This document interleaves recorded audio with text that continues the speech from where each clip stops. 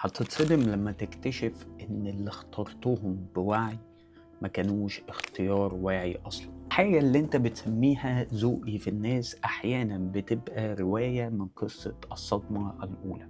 فعشان كده بنختار ناس بنقول إن هو بشكل واعي وإحنا بنختار الأقرب لصدماتنا. لو اتعودت إن الاهتمام بيتطلب بمجهود وصراع هتحس بالملل مع الشخص المتزن. كلنا بنحب نفتكر إن إحنا مختارين الناس اللي في حياتنا بوعي وشركائنا وعلاقاتنا بعقلانية، وده مش حقيقي. اختياراتنا بتبقى محاولة غير واعية لإعادة قصة قديمة.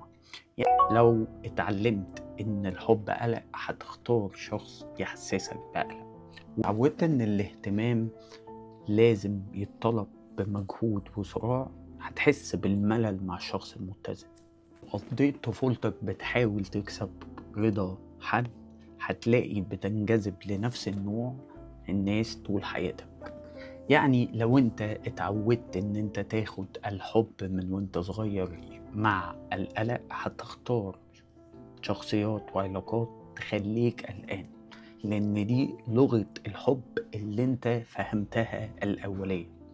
لو انت اتعودت ان انت في طفولتك تجري وتتعب عشان تكسب رضا الناس فغالبا هتختار كل الناس كده، وتبقى ده نمط علاقاتك الأبدي.